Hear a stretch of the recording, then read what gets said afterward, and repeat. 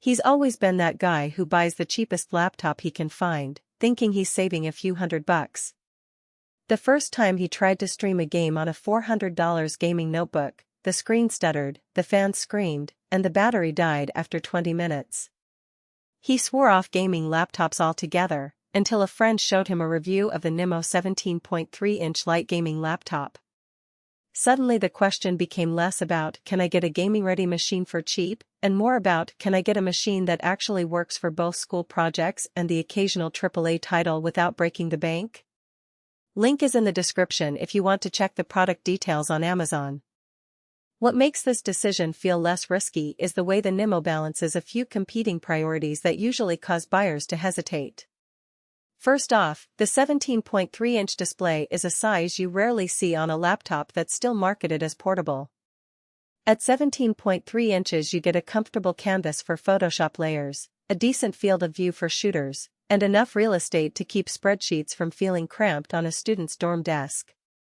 The screen is Full HD, which isn't 4K, but for a laptop of this price it's a realistic sweet spot, high enough resolution to keep games looking sharp, and low enough to keep battery draw modest. The heart of the machine is an AMD Ryzen 7 7735HS.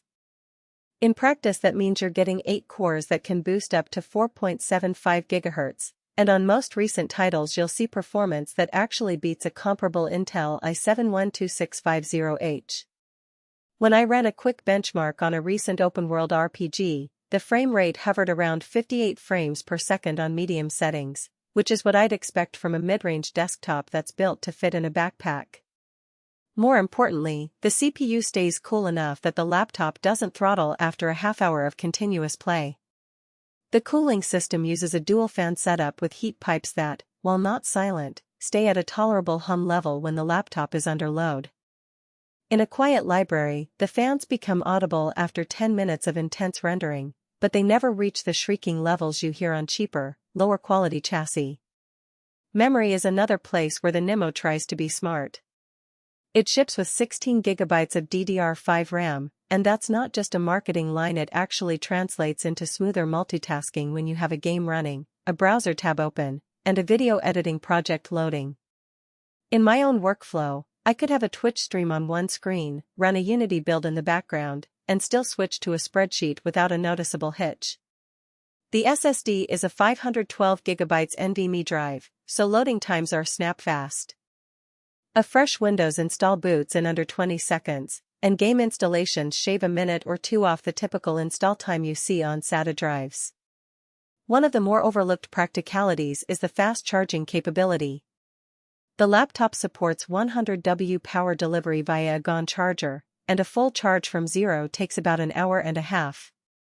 The manufacturer claims you can get up to 9 hours of mixed use on a single charge, and that holds up if you're doing mostly office work and a bit of media consumption.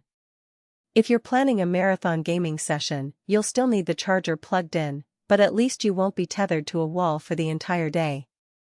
For students who move between lecture halls, the charger's compact size is a welcome surprise.